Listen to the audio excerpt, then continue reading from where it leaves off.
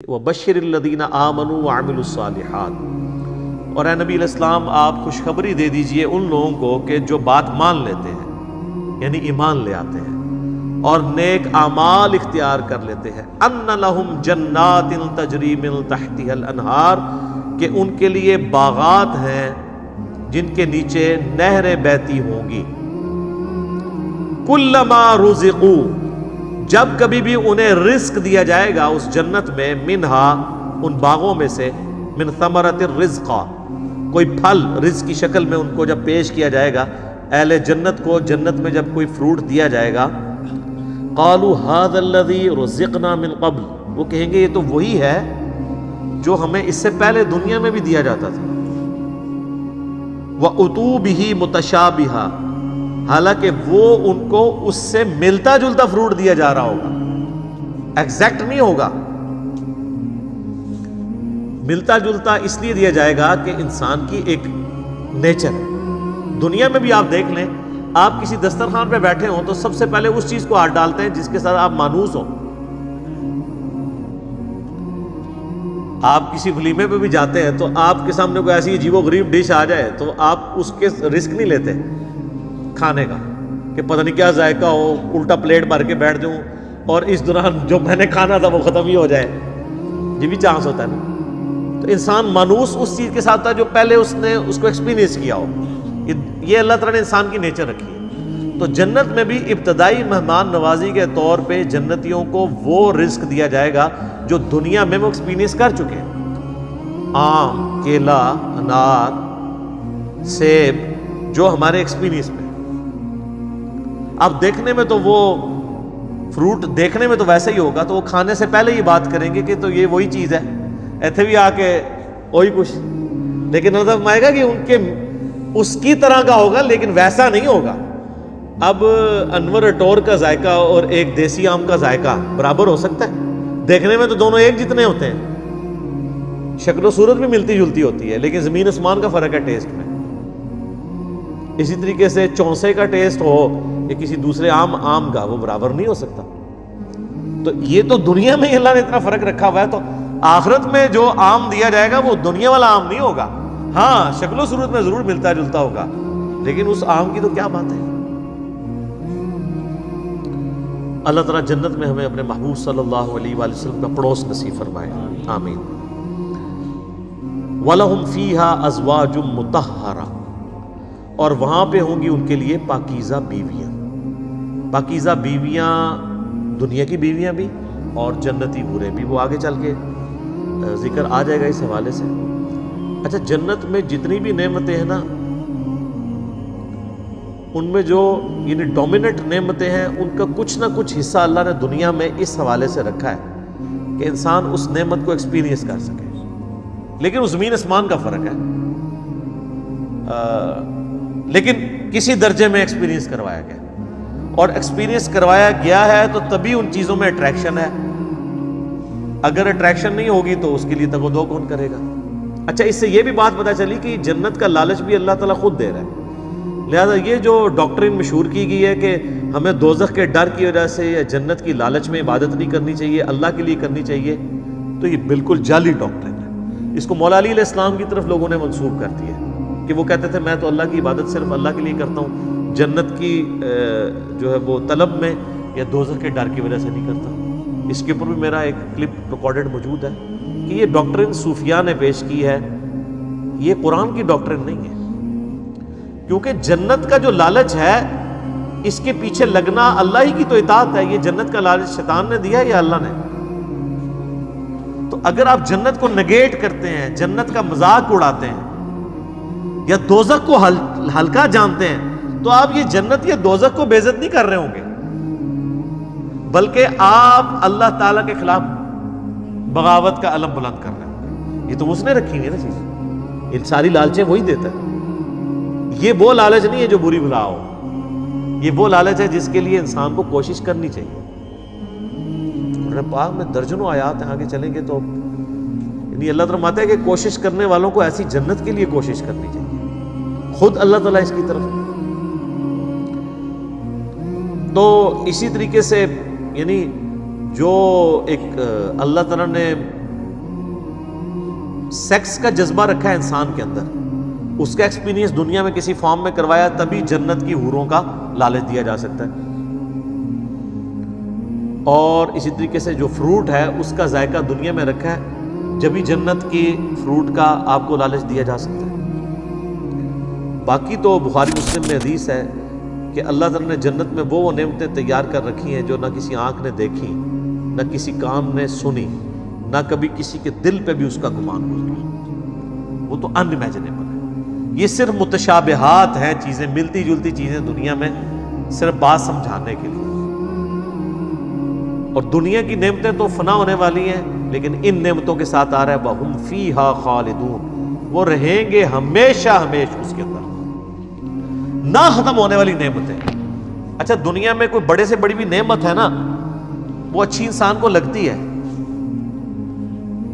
لیکن جیسے ہی اس کے چھوٹ جانے کا خیال آتا ہے تو دل کے اوپر غم کا غلبہ ہو جاتا ہے.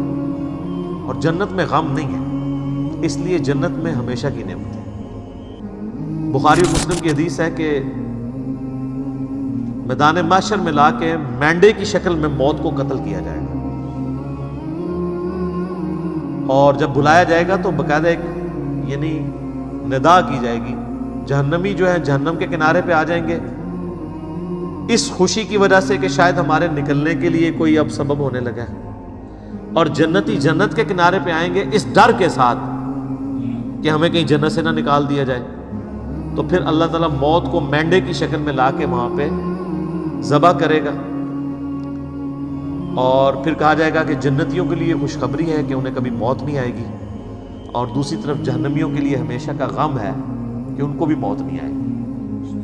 تو قرآن میں آتا ہے سورہ فرقان میں، آج ایک موت نہیں کئی موتیں مانگو، موت نہیں تمہیں آئے گی، ہزاروں موتیں مانگو، موت نہیں آنے گی. کیونکہ موت آ جائے تو پھر تکلیف ختم ہو جائے، لیکن وہاں پہ موت نہیں آئے گی.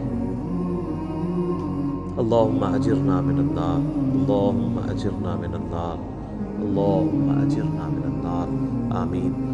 اللہم من احییتہ منا فاحیہ علی الاسلام، ومن توفیتہ منا فتوفہ علی الایمان، آمین. صحیح مسلم میں ایک حدیث ہے کہ جب جنتی جنت میں داخل ہونے لگیں گے تو ان کو ایک ندا کی جائے گی، جاتے ہی خوشخبری ملے گی، تمہارے لیے مبارک ہے، آج کے بعد تمہیں کبھی موت نہیں آئے گی، تم ہمیشہ زندہ رہو گے.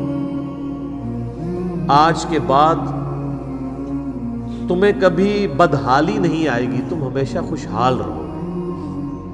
آج کے بعد تمہیں کبھی بڑھاپا نہیں آئے گا، تم ہمیشہ جوان ہی رہو گے. اور آج کے بعد اللہ تم سے کبھی ناراض نہیں ہوگا، ہمیشہ راضی رہے گا. یعنی دنیا میں تو سب سے بڑی اہل ایمان کے لیے ٹینشن ہی یہی ہے نا کہ میں نے یہ کیا تو ناراض نہ ہو جائے. جنت وہ جگہ ہے جہاں کچھ بھی کر لیں اللہ ناراض نہیں ہوگا. ہر وہ چیز جو دنیا میں بھی جرم تھی وہاں جا کے وہ جرم نہیں رہے گی. دنیا میں مرد کے لیے سونا پہننا حرام ہے، اور جنت میں سونے کے کنگن پہنائے جائیں گے، ریشم کا لباس بنایا جائے گا. قرآن پاک میں آتا ہے، بخاری مسلم میں درجنوں احادیث ہیں. جسے شوق ہو تو مشکات المصابیح کی 3 جلد میں جنت والا چیپٹر پڑھ لیں تو آپ کو اندازہ ہوگا کہ جنت میں اللہ تعالیٰ نے کیا کچھ رکھا ہے انسان کے لیے. لیکن یہ بات اپنی جگہ ہے، ایک حقیقت ہے کہ جنت پہنچنا بڑا مشکل ہے، یہ سب سے بڑا المیہ ہے. یہ تو بابوں نے آپ کو ایک خدا کا تعارف کروایا نا کہ جنت تو اپنی جیب ہی چاہے. کتابیں یہ نہیں بتاتی، کتابیں کچھ اور ہی بتاتی ہیں. صحیح مسلم میں حدیث ہے کہ اللہ تعالیٰ نے جنت کو ناگوار چیزوں سے ڈھانپ رکھا ہے. یعنی جنت تک پہنچنے کے لیے کئی ناگوار چیزوں سے آپ کو گزرنا پڑے گا، پھر جنت آئے گی. اور جہنم کو اللہ تعالیٰ نے خوشنما چیزوں سے ڈھانپ رکھا ہے. یعنی ہر اٹریکٹ فل چیز دوزخ کی طرف لے کے چلی جائے گی. ناگواری تو ہے نا، یعنی روزانہ 5 وقت نماز پڑھنا دنیاوی طور پہ ایک تردد تو ہے، سردیوں میں وضو کرنا ایک تردد تو ہے، گرمیوں کے روزے رکھنا ایک تردد تو ہے، حلال اور حرام کا فرق کرنا ایک تردد تو ہے. اور دوسری طرف آپ جو اپنی مرضی کے مطابق کوئی بھی کام کرتے جائیں وہ سیدھا آپ کو دوزخ کی طرف لے جائے گا جو آپ اپنی مرضی سے کریں گے. اور جو اللہ کی مرضی سے کرنا پڑتا ہے اس میں تردد تو ہے، ظاہر وہ نفس کے خلاف ہے۔ تو یہ مسلم شریف کی حدیث کمال حدیث ہے کہ جنت ناگوار چیزوں سے ڈھانپی ہوئی ہے اور جہنم خوشنما چیز۔ اس کی ایکسپلینیشن جامعہ ترمذی میں، سنن ابی داؤد میں، سنن نسائی اور ابن ماجہ میں ہے کہ جب اللہ تعالیٰ نے جنت کو پیدا کیا تو حضرت جبرائیل علیہ السلام سے کہا کہ جائیں جنت کو جا کے وزٹ کریں کہ میں نے کیسی رہنے کی جگہ بنائی ہے۔ جب حضرت جبرائیل علیہ السلام جنت گئے اور اس کی خوبصورتی دیکھی تو اللہ تعالیٰ نے کہا کہ جبرائیل کیسا پایا جنت کو؟ انہوں نے کہا اللہ تیری عزت کی قسم کوئی بندہ ایسا نہیں ہوگا جو اس میں جانے کے لیے جان دھڑ کی بازی نہ لگا دے، کیا زبردست جگہ تو نے بنائی ہے۔ اللہ نے فرمایا اچھا، اللہ تعالیٰ نے جنت کو ناگوار چیزوں سے ڈھانپ دیا، کہ مسلم شریف کی حدیث ہے، اور کہا اب جا کے ذرا جنت کو دیکھو۔ جب وہ دیکھ کے آئے تو انہوں نے کہا تیری عزت کی قسم مجھے نہیں لگتا کوئی بندہ جنت میں جانے میں کامیاب ہوگا، اتنا مشکل ہے۔ سر یہ ہے کتابوں کا خدا۔ یہاں کہتے ہیں نہیں جناب، ایک دفعہ بھی پڑھ لیا ایک دفعہ بھی پڑھ لیا، ایک پھیرا ہی لگے گا۔ اور سورہ فرقان میں اللہ تعالیٰ فرماتا ہے کہ جہنم ہمیشہ رہنے کے لیے بھی بری جگہ ہے اور ایک لمحے کے لیے رہنے کے لیے بھی بری جگہ ہے۔ آپ لاکھ کہتے رہیں کہ پھیرا لگے گا۔ اچھا، یہ پھیرا بھی اس لیے ہم کہتے ہیں کہ ہم نے کبھی اس پھیرے کو امیجن نہیں کیا، آپ کو ادھر بیٹھے بیٹھے امیجن کروا دیتے ہیں۔ اگر کسی شخص کو یہ کہا جائے کہ ایک فجر کی نماز چھوڑنے پہ آپ کو فجر سے ظہر تک ایک ایسے کمرے میں وقت گزارنا پڑے گا جو 10 بائی 10 فٹ کا ہوگا، اس میں 100 کوبرا سانپ ہوں گے، 100 بچھو ہوں گے، 100 اژدہے ہوں گے، لیکن صرف فجر سے ظہر تک بس، تو کوئی امیجن بھی کر سکتا ہے اس کو؟ وہ ان سانپوں کو تو آپ مار بھی سکتے ہیں، تو جہنم کے سانپ کے بارے میں کوئی سوچ بھی سکتا ہے؟ چونکہ ہم نے امیجن نہیں کیا ہوتا اس لیے ایک پھیرے کی بات کرتے ہیں۔ اور یہ تو بہت بڑی میں نے مثال دی ہے۔ اگر کسی شخص کو کہا جائے نا کہ فجر کی نماز چھوڑنے پہ فجر سے ظہر تک آپ کو صرف ایک موم بتی کا وہ چھوٹا سا جو فلیم ہوتا ہے نا اس کے اوپر یوں ہاتھ رکھنا پڑے گا فجر سے ظہر تک، سر 10 سیکنڈ نہیں کو رکھ سکتا، تو یہ کہنا آسان ہے پھیرے والی بات۔ اچھا، وہ جو ترمذی، ابو داؤد، نسائی، ابن ماجہ کی حدیث ہے نا، اس میں آگے آتا ہے کہ پھر اللہ تعالیٰ نے حضرت جبرائیل سے کہا کہ جہنم جب پیدا کی، فرمایا جہنم کو جا کے دیکھو۔ جہنم دیکھ کے آئے، انہوں نے کہا اللہ تیری عزت کی قسم مجھے نہیں لگتا کوئی بندہ کوشش کرے گا کہ کوئی بھی ایسا عمل کرے کہ دوزخ میں جا کے گرے، یہ تو جگہ ہی ایسی تو نے بنا دی ہے۔ اللہ تعالیٰ نے پھر دوزخ کو، جہنم کو خوشنما چیزوں سے جب ڈھانپ دیا نا، جو مسلم شریف والی حدیث ہے، میں اسی کی ایکسپلینیشن آپ کو دوسری حدیث سے کر رہا ہوں۔ یہ سر کتابوں کا دین ہے، بابوں کا نہیں ہے۔